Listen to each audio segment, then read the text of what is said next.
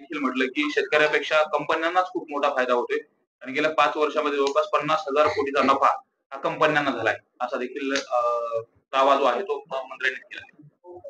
नाही, हा विषय आम्ही वेगवेगळे सभागृहात म्हणजे आमचे काही खासदार आहेत, ओमराजे निंबाळकरांना बोलायचे, चार्जिंग ते पण बोललेले, संजय जाधव, जलगे बंधू, म्हणतो ते पण बोललेले आणि जे त्याच्याला संधी आली त्या विषयावर त्यांनी बोलले गेले, त्यांचा प्रश्न लागला. वेगवेगळ्या सभागृहात पण हा विषय झाला. पण महाराष्ट्र शासनानं मागील 2-3 वर्षापूर्वी असा एक निर्णय घेतलेला, की ₹1 पीक विमा काढू. आणि मग त्याच्यात असं झालं की ते ₹1 पीक विमा काढायचा त्यांनी निर्णय का घेतला? मग ते कंपन्याचे ते केंद्राच्या निगडीत कंपन्या राहिल्या नाही. त्या कंपन्या इथल्या लोकल कंपन्या कुणीतरी घेतल्या त्यांनी आणि त्याच्यामुळे त्या लोकांकडून पीक विम्याचा विषय जो आहे तो कंपन्यांनाच फायदा. शासनाने ₹1 शेतकऱ्याने भरायचा, बाकी शासनाने पैसे भरायचे. शासनाने पैसे भरले आणि जो आहे तो कंपनीला मात्र मोठा फायदा झाला. प्रत्येक जण त्या पीक विम्यात आला असं तुमचं म्हणणं आहे, की शेतकऱ्यांनी पैसे अगोदरही भरत होते. अगोदरही पीक विमा शेतकऱ्यांना मिळत होता. त्याचं कारण असं होतं, की ते केंद्र शासनाच्या निगडीत असणाऱ्या सर्व कंपन्या त्याच्यात इन्व्हॉल्व होत्या. त्याच्यामुळे ती जिने जो काही विषय असेल तो घ्यायचे आणि आता जसे राज्य शासनाने हा निर्णय घेतल्याच्या नंतर कंपन्याच वेगळ्या आल्या, जे की केंद्र शासनाशी निगडीत या कंपन्या नाही. त्याच्यामुळे केंद्र शासनाच्या कंट्रोलमध्ये नसणाऱ्या या कंपन्याला पण काही करता येत नाही. लवकर राज्य शासन पण निर्णय घेत नाही. कलेक्टर साहेबाकडे निवडून आल्याच्या नंतरही बैठक लावलेली. कलेक्टर साहेबांनी कंपन्यांना पण बोलवलेलं. त्याच्यानंतर पहिल्याच बैठकीत या सगळ्या गोष्टी बँक असेल, विमा असेल, त्या विषयात सुद्धा चर्चा झाली होती. त्याच्यानुसार आता असं कळतंय की 400 कोटी जवळपास आपल्या जिल्ह्याला आलेले आहेत. पण 400 कोटी आले पण त्यांना 4,000 कोटी मिळाले असतील. आणि बाकी बरेच काही त्याच्यावर घोटाळा झाला, आरोप झाला, असे बरेच प्रत्येक जण वेगवेगळं बोलतात. आता या शेतकऱ्यांच्या विषयी किती संवेदन सरकार आहे. कारण संवेदनशीलता जर असती तर कृषी मंत्र्यांनी परवा स्टेटमेंट केलं. तुम्ही पैसे काढता आणि काय लग्न करता, तुमचं काय वेगवेगळे व्यवहार करता. जर शेतकऱ्याच्या हक्काचा पैसा पीक विम्याचा शेतकऱ्यांना मिळत असेल किंवा कर्जमाफीचा पैसा जर झाला आणि त्याचं जर रिन्युअल झालं, तर रिन्युअल जर कर्ज घेतोय शेतकरी, त्याच्यातून ते काम त्याचं स्वतःच काय भागवायचं त्याला माहिती नाही, त्यांनी शेतीलाच पैसा सगळा घातला पाहिजे. शेतीला अगोदर घातलेला पैसा असेल, ज्या टायमाला पैसा तुमचा 4-4 महिने पैसे येत नाहीत. असं एक एकताल वक्तव्य करणं कृषी मंत्र्याला शोभत नाही. पण कृषी मंत्री त्या पदावर राहायच्या सुद्धा लायकीचे आहेत का नाही मला माहित नाही. कारण जर असं असेल तर कृषी मंत्र्यांनी एवढं मोठं जबाबदारपर्यंत वक्तव्य करावा, चुकीचा विषय होतो. तर आता त्याला महाराष्ट्र शासनामध्ये कोण कोण मंत्री काय काय करते त्याच्यावर बोलणं चुकीचं वाटतंय. मात्र पीक विमा कंपन्यांना फायदा एवढा होत असेल, तर ही नेमकी योजना कुणाच्या फायद्यासाठी? शेतकऱ्यासाठी आहे का फक्त जाणीवपूर्वक कुणाला तरी फायदा व्हावा यासाठी आहे? नाही, मी आपल्याला स्पष्टपणे सांगितलं की ज्यावेळेस महाराष्ट्र शासनानं जी-आर काढून ₹1 पीक विमा योजना लागू झाली, तेव्हापासून हा जास्त बट्ट्यापोळ या योजनेचा झालेला आहे. त्याच्या अगोदरच्या काळामध्ये कुठलं सरकार केंद्रात असो, राज्यात असो, पण जे वैयक्तिक लोक शेतकरी ज्यावेळेस भरायचे, त्यावेळेस शेतकऱ्यांना मदत दाखवली गेली, की आम्ही मदत करतो आता इथून पुढे. पण मदत केल्याच्या नंतर होतंय काय? तर उलटच होतंय की ती शेतकऱ्याला एक तर विमा ऍग्री मंजूर होतो, ऍग्रीमेंट 6-6 महिने मिळत नाही. ऍग्रीमेंटच्या नंतर फायनल त्याचे परत तुम्ही 1-1 वर्ष, 2-2 वर्ष मिळत नाही. आता बघा आपल्याकडे मागे गेले 2 वर्षामध्ये 21-22 ला सुद्धा दुष्काळ झाला. त्याचे पैसे मिळाले नव्हते आतापर्यंत. म्हणजे हा जो विषय आहे त्याचा अग्रिम दिला काही जणांना. त्याच्यात काही जण आता पीक विमा हे एक असा विषय आहे, त्याला आता कुठलाही पीक विमा कुठला त्याला क्रायटेरिया नाहीये. त्याच्याकडे म्हणजे इन्कम टॅक्स असा काही असो, शेतकरी एवढाच क्रायटेरिया आहे. शेतकऱ्याने जर पीक विमा भरला म्हणजे ₹1 भरू त्याचे शासनाने बाकीची रक्कम देतो, त्याला त्याचा विमा मिळाला पाहिजे. त्याच्या पिकाचं अतिवृष्टीमध्ये सुद्धा नुकसान झालं. आम्ही परवा ह्याची इकडे सुद्धा तुमच्या सर्कलमध्ये सुद्धा बघा बरीच पाहणी केली होती. त्याचे सुद्धा अग्री काही लोकांना दिलं, काही लोकांना दिलं नाही. ही पद्धत जी त्याच्यावर सरकारचं कंट्रोलच नाही आणि केंद्र शासन त्याच्यात हस्तक्षेप करू शकत नाही. त्याच्यामुळे हा विषय जी लोकांना पाहिजे तसा न्याय मिळत नाही. म्हणजे ही योजना जर विचार केला तर शेतकऱ्यांच्या फायद्याची नसून कंपनीच्या फायद्याची आहे, असं कृषी मंत्र्यांनी स्वतः सांगितलं. मी काय वेगळं म्हणायचं. आज रेल्वे संदर्भात बैठक घेतली. काय विषय होते आणि काय सूचना?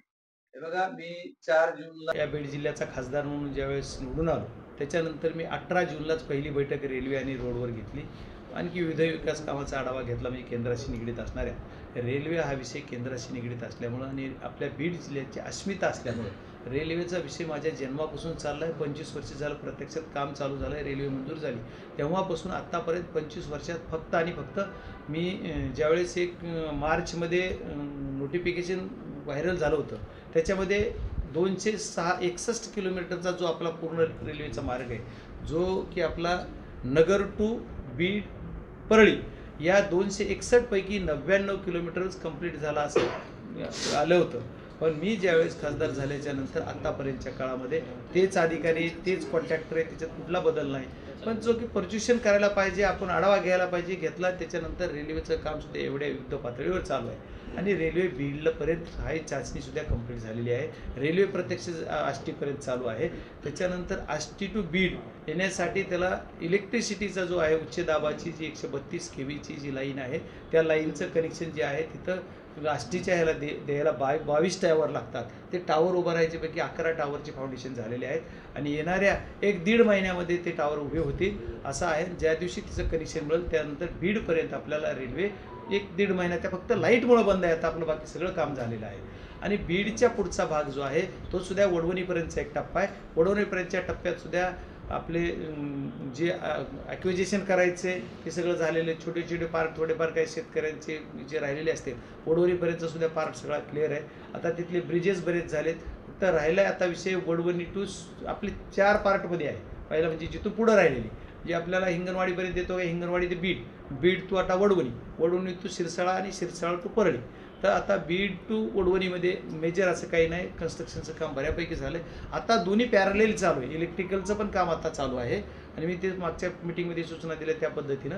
आणि त्याच्यानंतर आता वडवणी तो शिरसाळामध्ये एक 5 गावामध्ये प्रॉब्लेम होता. काही जे गट त्यांनी आयोजन देण्यासाठी जे राहिले ते मिसिंग झालेले होते, ते गट पण आजच्या मिटिंगमध्ये मी सूचना करून त्याला ॲड करायला सांगितलेत आणि त्याच्याबरोबर एक प्रोसेसनं त्याला 5 पटीनं पैसे द्यायच्या कायद्यानुसार. त्यांनाही 15 दिवसात ते महिन्यामध्ये त्याचं पूर्ण अवॉर्ड न घेता जी प्रोसिजर करता येते त्या पद्धतीने घेऊन ते पैसे देतील आणि शेतकऱ्यांना त्याचे पैसे दिले की ते काम पण पूर्ण स्पीडमध्ये होईल. त्याच्यानंतर आणखी एक बायपास परळीला झाला, तिथला एक ओव्हरब्रिजचा, कारण रेल्वे जर झाली तर पुन्हा बायपास बंद होईल. त्याच्यामुळे त्याच्यासाठी आता गडकरी साहेबाकडे एक प्रस्ताव पाठवायचा आहे. तर ते गडकरी साहेबाकडे प्रस्ताव मी त्यांच्या नॅशनल हायवेच्या एक्झिक्युटिव्ह इंजिनियरलाही बोललो. परवा डेप्युटी सीएम त्यांनी पण पत्र दिलेले गडकरी साहेबांना, मी पण पत्र दिले आणि आता त्याचं प्रपोजल पण आम्ही दिल्लीला पाठवलेलं आहे की ओव्हरब्रिज बायपासला. तो एक विषय राहिला होता. नाहीतर पुन्हा जिथं आपली रेल्वे जॉईंट होणार आहे परळीमध्ये, तिथं सुद्धा काय होतं, ही विषय जसा आडल तसा जर केला तर झालं नसतं. पहिल्या बैठकीपासून मी त्याचं कन्स्ट्रक्शन करत होतो. जिथं होती तिथं थर्मलची जागा होती. थर्मलची जागा रेल्वेला भाड्या तत्वावर दिली होती. तिथं काही अतिक्रमण होते, ती सुद्धा अतिक्रमण केले आणि ती भाडे तत्वाचं काढून त्यांच्या थर्मलच्या नावावरच नव्हती, थर्मलच्या नावावर ती जागा करून दिली. थर्मलच्या नावावर कलेक्टर साहेबांना मिटिंग घेऊन सांगून ती जागा थर्मलच्या नावावर झाली. आता थर्मलला जागा रेल्वेला जी द्यायची, हस्तांतरित करायची, त्याची प्रोसिजर चालू आहे. ते जे त्याचा प्रस्ताव औरंगाबादच्या त्यांच्या उपमुख्य कार्यकारीपर्यंत गेलाय, तो सिकंदराबादला जाऊन 15 दिवसाच्या आत त्याची मान्यता मिळेल. म्हणजे प्रत्येक गोष्टीची जी अडचण आहे ते दूर करायचा प्रामाणिकतेने प्रयत्न केलाय आणि सगळ्या गोष्टी प्रत्येक विभाग एकच विषय. आता येत्या बीडपर्यंत आम्ही पुढचं जसं आडाल तसं नाही, आपल्याला पॅरलली सगळे जे काही कामं करता येते ते करायचा प्रयत्न केला. ऍट अ टाइम सगळे कामं सगळ्या बाजूने चालू आहेत. आतापर्यंत जे आपलं टार्गेट होतं ते टार्गेट अधिकाऱ्यांनी कॉन्ट्रॅक्टरच्या सुद्धा याच्यानुसार सगळं बऱ्यापैकी त्यांनी अचीव्ह करायचा प्रयत्न केलाय. आपल्याला मार्च 2026 पर्यंत परळीपर्यंत रेल्वे न्यायचं आपलं उद्दिष्ट आहे. आणि आता इलेक्ट्रिसिटी, आता मी इथं इथपर्यंत आणली, मला सुरुवातीला माहित नव्हतं बीडपर्यंत रेल्वे आणण्यासाठी मी एवढा जातो, तिथं लाईटच नाही. ते जसं मला आज कळलं तसं मी आता पुढचं सुद्धा केलं, लाईट सुद्धा पॅरलली बरोबरच करा. आता त्याच्याकडे दोन्ही पण काम चालू आहे. त्याच्यामुळं मार्च म्हणजे येणाऱ्या 1 वर्षाच्या आत परळीपर्यंत रेल्वे जाईल आणि आपल्या बीडला जून पर्यंत पावसाळ्याच्या आत बीडून रेल्वे नक्की जाईल. त्याचा प्रस्ताव रेल्वे बोर्डाकडे पाठविला म्हणजे, पण तिचं लाईट नसल्यामुळे सिग्नल राहिलेले त्याची लक्ष होती. तर संतोष देशमुख हत्या प्रकरणामध्ये काल ही सुनावणी झाली. त्या सुनावणीमध्ये वाटून कराड यांनी सांगितलं की माझा आणि या प्रकरणाचा, खंडणी प्रकरणाचा, हत्या प्रकरणाचा कुठलाही संबंध नाही, मला दोषमुक्त करावं असा अर्ज मान्य न्यायालयाकडे केला. तसं पाहता त्याच्याकडे आणि काय प्रतिक्रिया? हे बघा, जगातला एखादा आरोपी सांगा मला, जगातला 99% आरोपी, 99% लोक म्हणतात ही गुन्हा मला मान्यच नाही. 1% सुनाई मी केला म्हणतात. 99.99% लोक म्हणतात की मला मान्य नाही. त्याच्यातलाच हा एक प्रकार आहे. केविल आणि अपेक्षा आहे की सगळं करता धरता सगळं करायचं. मी सकाळी पण बोललो कोणाशी, दुबईत बसून दाऊद इथं घटना घडवितो, देश पेटवितो, देशाला हे करतो, तसा हा परळीत बसून आपला जिल्हा पेटवितो. त्याच्यामुळे तो त्याच्यातच आहे ना, नाही कसं? आपण जेल ट्रीटमेंट दिली जाते असे देखील आरोप प्रकार उठले. पत्र देखील दिले गेले, मारामाराची घटना देखील झाली. त्याचे सीसीटीव्ही कुठं लपवायचा काय प्रयत्न केला? ज्या दिवशी घटना घडली त्याच दिवशी मी पुण्यातनं बोललो होतो की जेलर जे आहेत आपले जेलर प्रशासनचे जे अधिकारी त्यांनी सांगितले की असं काही घडलंच नाही. तुम्ही नाहीच घडलं नाही म्हणता मग शिफ्ट करा. हे का लपवता जनतेपासून तुम्ही? जर घडलंच असेल काही ते घडलंच 100%. तुम्ही लपवता काय जनतेपासून? जसं आता हा विषय त्याच्याशी निगडीत भरपूर विषय की जर मग घडलं होतं तर लपवलं का? एक मुद्दा. आणि जर तुम्हाला शिफ्ट करायचं होतं तर जे लोक अगोदर त्या जेलमध्ये त्यांना शिफ्ट का केलं? जे आले ज्यांच्यामुळे ही घटना घडली त्यांना शिफ्ट करा ना. माझं स्पष्ट मत आहे की या जी लोक शिफ्ट केले नाहीत आणि ज्यांना शिफ्ट केले, ज्या शिफ्ट केलेल्या लोकांचा अडथळा त्यांना व्हीआयपी ट्रीटमेंट देण्यासाठी होत होता म्हणून त्यांना शिफ्ट केलं. यांना जी काही त्यांच्या ह्याच्यामध्ये घेऊन बसायचे चेंबर मध्ये किंवा यांना काय जी फॅसिलिटी द्यायच्या सवलती द्यायच्या ती द्यायला अडथळा ठरत होती ही लोक शिफ्ट केलेले म्हणून त्यांना दुसऱ्या जेलला शिफ्ट केलंय. दुसरं काही कारण नाही. शिफ्ट करायचं होतं यांना करायचं. आता एक आरोपी म्हणतोय मला लातूर जेल द्या. आता मी म्हणेन मी आरोपी असताना नाही माझ्या केसला द्या. मग देणार तू दिला जेलवर पाठवून. आता ती आरोपीच्या मनात काहीतरी निकाल ऐकलं त्यांच्या मनात आला साक्षात्कार झाला त्यांना. आता बीड चांगलं आहे लातूर चांगलं नाही. आता कर्माला गेलं असेल त्यांना तिकडे त्यांची त्याला वाटलं असेल माझ्या टोळीमध्ये मी जावा. मग आता ते म्हणतो बीड द्या. आता आमचं जेलर गृह खाता मुख्यमंत्री महोदय हाल करणार त्यांना घ्या. तुम्हाला आणखी काय मला माहिती करणार का नाही आता तुम्ही सांगितलं पाहिजे. मग आता काय चाललंय त्यांच्या मनाला वाटलं जे आरोपीलाच म्हणायचं मला असं द्या. अरे त्यांना जर लातूर मागितलं मग गडचिरोली द्यायला पाहिजे होतं. नाही तर तिकडे हरसुला द्यायचं, मुंबईच्या जेलमध्ये द्यायचं, पुण्याच्या एअरवाड्यात द्यायचं, लातूर दिलं. आता यांना उचलाय पाहिजे तर त्यांना उचलले. आता हे का चाललंय माहित नाही. हे कोण पुरवतंय सगळे लाड? आता मी सांगण्यापेक्षा आणि तुम्ही मला प्रश्न विचारण्यापेक्षा तुम्हालाच माहिती आहे कोण पुरवत. आता महाराष्ट्राची मायबाप जनता सगळं बघते की आता शासन पदावर बसलेली जी कोण असतात जेल प्रशासन. आता जे जेल प्रशासनच करत असेल यांना आणखी कुणाचं प्रेशर कोण म्हणतंय मी कसं सांगू? आता मी काय अंतर्ज्ञानी आहे का म्हणतोड आहे मी कसं सांगू? माझ्यापेक्षा तुम्हाला चांगलं माहिती आहे. तुम्ही लोकशाहीचे आधार समजा. पप्पा काल परवा जे विधायक चर्चेसाठी आलो होतो संदर्भात सुधारण्यासाठी आणि त्यामध्ये अमित शहाने बीडच्या कामगारी उत्तर बोर्डाची जमीन हडप म्हणजे मंदिराची जमीन हडपण्यात आली बोर्डाकडे आहे आणि यावर आता बीडच्या मुस्लिम समाजाने असं म्हटलं आहे की अमित शहाने तिची सभागृहात माहिती दिली आहे. हे बघा मला जे बीड दंतालेश्वरच्या काही लोकांचे फोन आले की त्याची प्रत्यक्ष आणखी भेट नाही झाली तर त्यांनी जी मला सांगितलं ते पूर्ण स्वीट खोट आहे. सभागृहात बोललेलं असं सगळ्या दोन्ही प्रकरणात सांगितलेलं. मग आता याच्यावर शहानिशा केली पाहिजे पूर्ण बघितलं पाहिजे. तिथं जे काय मंदिराचे ट्रस्टी आहेत त्यांचं सुद्धा म्हणणं आहे की आमची जमीन नाही बोर्डाची लोक मदत आम्ही घेतलेली नाही असं काही अडकलं नाही. पण आमचं दुर्भाग्य आहे की आमचं तुमचं नाव तरी आलं सभागृहात आलंय तर मी माझ्या कारण ऐकले डोळ्यानं बघितले बोलताना सगळं आता माझ्या समोरच झाले. पण त्याला काय बोलू त्याचे उत्तर काय आलंय नाव आता आलंय खरं खोटं त्याची शहानिशा करू वेळ येईल तसं आज काय. बीड जिल्ह्यातील हिंदू नियमावलीचा विषय आहे. यापूर्वीच अतिरिक्त जे शिक्षक आहेत ते आणण्यात आलेले आहेत असे आरोप होत आहेत. तुम्ही कसं पाहताय? नाही विनम्रपणे सांगतो तुम्हाला प्रश्न विचारताना तुमचं बी नाव त्याची दार असं तुम्ही विचारलं नाही तर मी सांगणार आहे.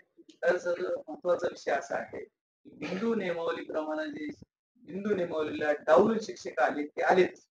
जिल्ह्यात कुणी आणले हा विषय जर आहे तर संशोधनाचा विषय नाही. तत्कालीन त्यांनी आदरणीय पालकमंत्री महोदया तत्कालीन असणाऱ्या आणि आजच्या मंत्री असणाऱ्या आदरणीय पंकजाताई माझं नाव घेतलं की आताचे असणारे माझ्या विरोधातले खासदार त्यांचा सुद्धा त्याचा सन्मान असं जर दिसलं. पण मी विनम्रपणे असं सांगेल की त्यांची ही जी फाईट झाली ती खूप दिवसापूर्वी झाली. पण ते आज व्हायरल कोण करते का करते मला माहिती. ज्या क्षणाला त्यांची फाईट झाली त्याच्या एक अर्ध्या तासाला असेल मला त्यांचा फोन आला निवडणुकीच्या नंतरचा तो पहिला फोन आणि त्या फोन मध्ये त्यांनी सांगितलं मला की बाप्पा मी तुमचं नाव घेतलं चुकून तुम्ही त्यावेळेस नव्हता माझी चूक झाली. तुम्हाला जर कोणी विचारलं तर तुम्ही स्पष्टपणे सांगा. मग मी आज त्याचा स्पष्ट खुलासा करतो की ते मी तुमचं नाव घेतलं तुम्ही त्यावेळेस पदावर नव्हता. ठीक आहे आता त्यांनी घेतलं चुकून घेतलं म्हणलं तर मी त्यांना आपण पण काय म्हणजे एवढं मन मोठं करून जर त्यांनी मला सांगितलं असेल चुकून मी तुमचं नाव घेतलं तर मी काय बोललं पाहिजे.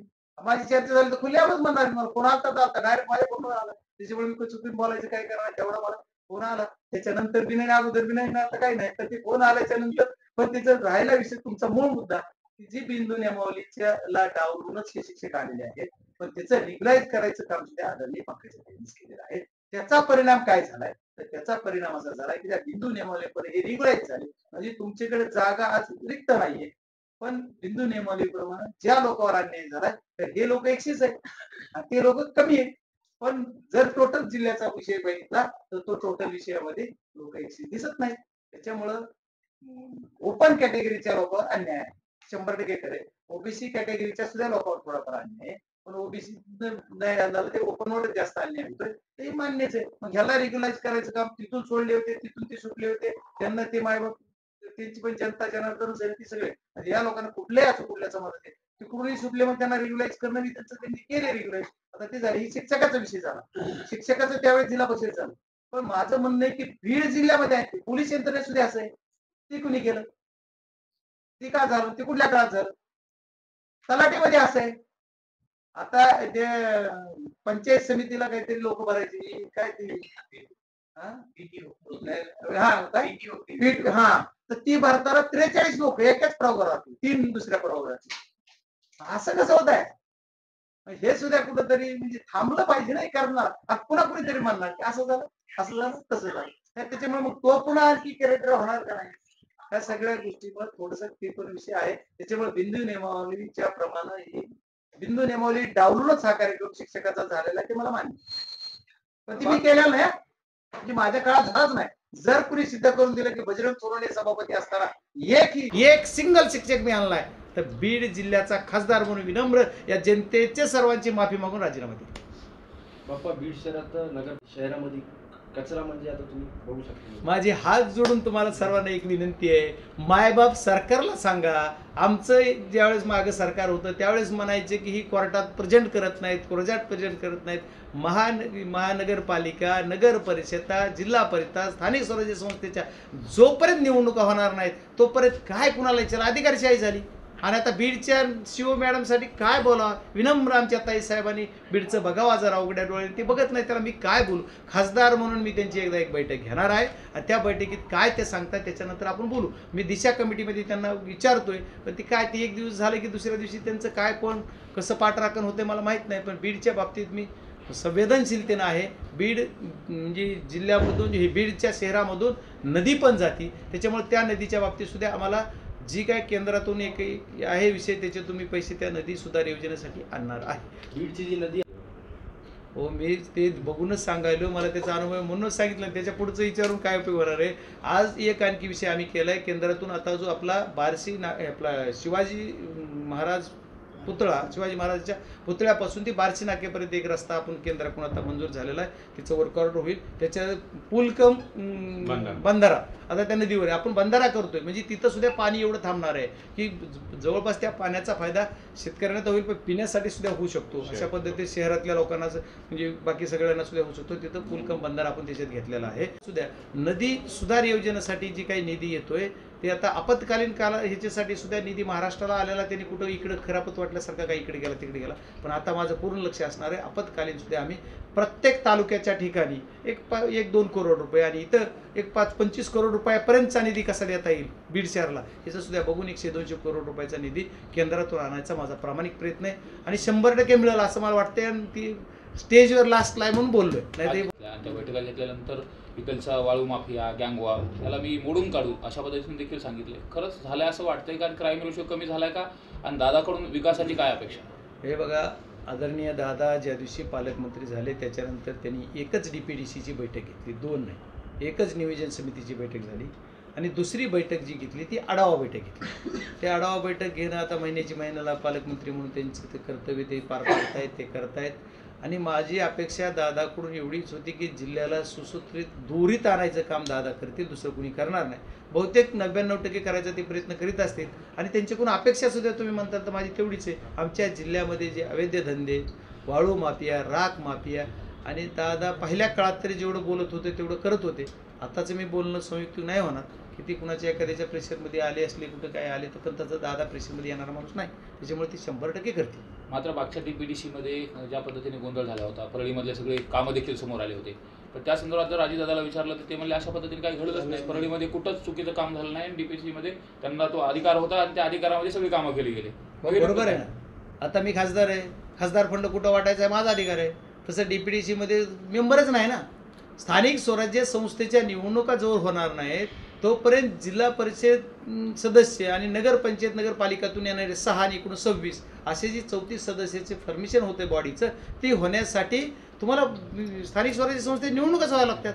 त्याच्यामुळे बॉडीच नाही ना, मग अधिकार फक्त आणि फक्त पालकमंत्र्यालाच आणि सचिव म्हणून कलेक्टरला. तसा विचार केला तर पालकमंत्र्यापेक्षा सुद्धा अधिकार कलेक्टरना जास्त होता. पण कलेक्टर ती म्हणतील तसं पालकमंत्र्याचं ऐकणार ना. त्याच्यामुळे जसे पालकमंत्री सांगतील तसे त्यांनी काम मंजूर केले. त्या कालावधीमध्ये परळीमध्ये खूप मोठ्या प्रमाणात जी परळी म्हणजे परळी शहरात की परळी विधानसभेत, तर त्याची तक्रार वगैरे तुमच्या मीडियाला सगळे कागद दाखवली गेली, पण रिसर्च तक्रार झाली का नाही मला माहित नाही. मीडियाला दाखवली ते आमदार महोदयांनी कागद, मग त्याच्यानंतर त्यांनी रिसर्च घेतली का नाही का पुढं काय झालं त्यांचं आता ते आमदार साहेबाला मला काही त्याच्यात माहित नाही. पण रातोरात बऱ्याच गावामध्ये कामं रातच झाले, ते तर झाले.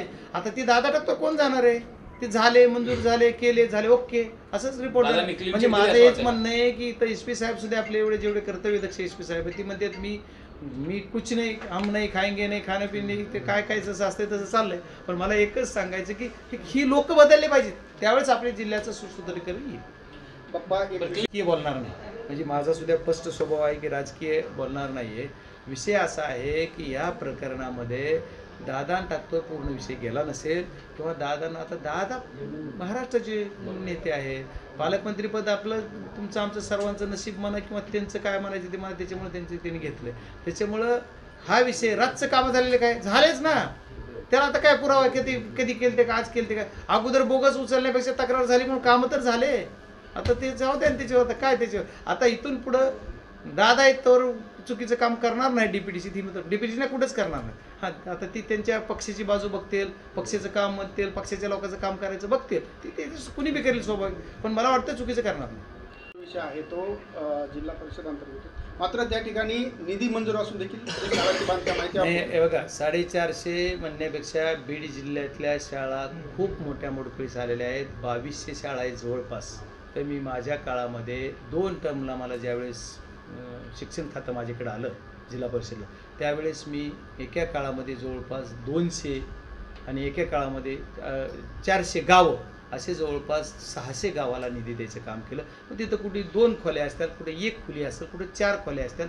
त्याच्यापेक्षा जास्त मला पण देता नाही आलं, मी नाही दिलं. ते जेवढं देता येतं शक्य होतं जेवढ्या गरजेनुसार दिलं. पण आज सुद्धा बीड जिल्ह्यामध्ये आणखी नितांत गरज आहे आणि बीड जिल्ह्यातल्या ज्या शाळा आहेत त्याच्या दुरुस्त करण्याला सुद्धा 5% मॅन्डेटरी असतो. पण आता CO बघा ना, कुणी काहीच बघा ना, त्याला मी काय करू. आला माझा एखाद्या पुढाऱ्याचा PA की त्यानंच गट्टा घेऊन गेला, मग कुठं चालला तर तिथंच चालला. नुसत्या कागदावर सगळं झालं मागच्या 2-4 वर्षात. त्याच्यात आता किती वेळेस तोच विषय बोलायचा. त्या मागच्या 3 वर्षाचा जो गॅप पडलाय ना, 3 वर्ष जिल्हा परिषदेवर पदाधिकारी नाही, 3 वर्षाचा 450-450 कोटीचा जर विचार केला तर 1200 कोटी, त्याच्यातला जिल्हा परिषदला 600 कोटी. 600 कोटीमधला जर शिक्षण विभागावर जरी म्हणलं तरी शिक्षण विभागावर जवळपास 150 कोटी 3 वर्षात निधी असेल. तो कुठं खर्च झाला त्याचा बघितलं पाहिजे. कमीत कमी 3 वर्षात 150 कोटी निधी असेल तो कुठं खर्च झाला बघायला पाहिजे.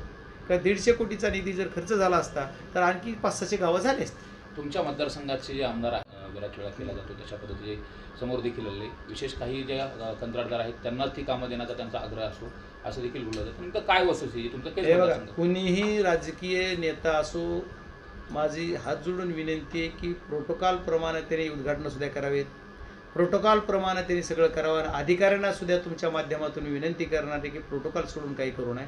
आणि जर कुणी एखादा पुढारी एखादा राजकीय मंडळी कुणाला धमकावत असेल तर त्याला कुणीही बीड जिल्ह्यातल्या कुणी घाबरायचं नाही. त्याच्या पाठीमागे बजरंग सोनवणे खासदार आहे. कुणी बीड जिल्ह्यातला कुठलाही आमदार असून कुणी असो, मी त्यांच्या पाठीमागे उभा राहील. आणि कुणी जरी धमकावलं तर तुम्ही ज्या कामाविषयी बोलता ते काम नियमाप्रमाणेच होईल असं ओपन सगळ्यासमोर सांग. थँक्यू.